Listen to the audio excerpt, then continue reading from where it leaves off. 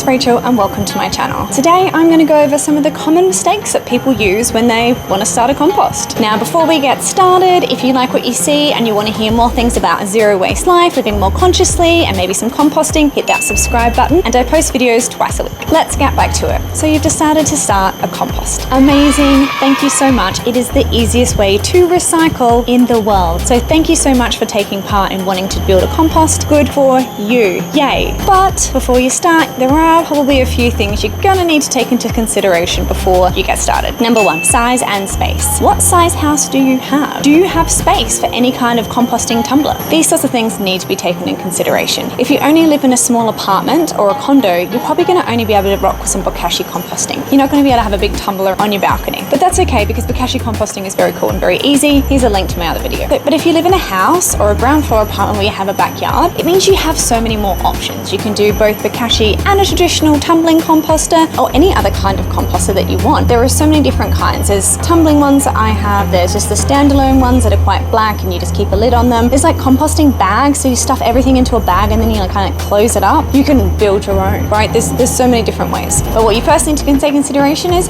what fits into your home. Number two, what you can and cannot put in there. Now I've already done a video here which goes through all the things you can and cannot compost, and that goes into quite big detail. However, I'm just going to go over a few things that you just can't. Obviously, plastic, aluminium, metal, styrofoam, what's that foam stuff that people comes in? Anything that's not natural matter generally just can't go in there. But some other big things are poo can't go in there. You'd need to do your own poo compost if you want to. And then things like meat and dairy and fats just can't go in a normal traditional composter. If you do want to have meats and other sorts of lards and fats, you're going to need to have a Bokashi so you can have the inoculant in the brand that kind of takes away that smell and helps it to break down faster. Number three, variety and movement. The goal for your compost is for it to not be too wet or too dry. You absolutely must have a really good mix of your greens and your browns in there. It's also really important to keep it moving all the time. The more you move, the faster it breaks down. Also, don't leave it wide open. If you leave it wide open, then it's going to get too much air and it's going to let other little bugs in that might mess up your process in the first place. Keep it closed so it can add heat, so it can decompose faster. Just keep turning and moving. Turning like my tumbling composter here, or getting a pitchfork and just,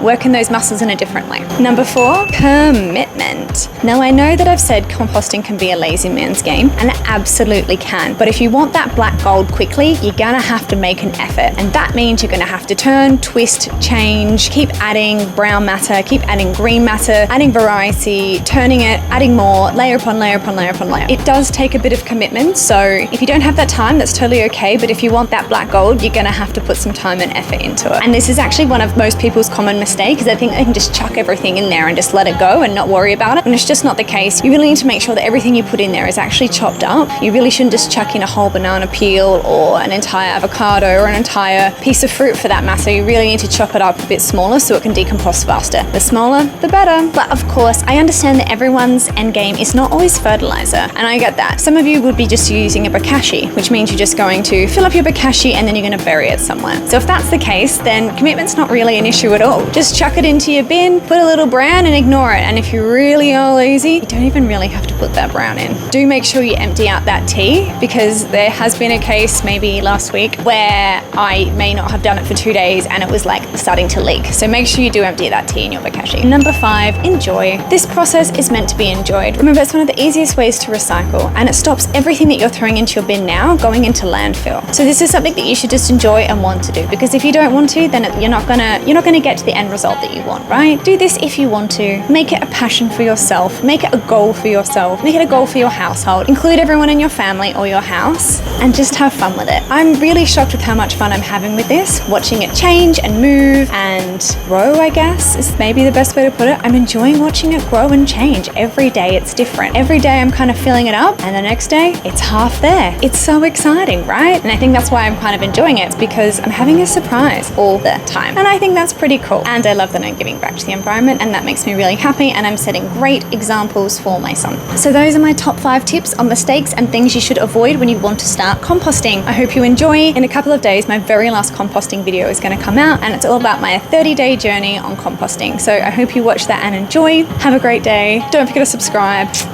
You got this.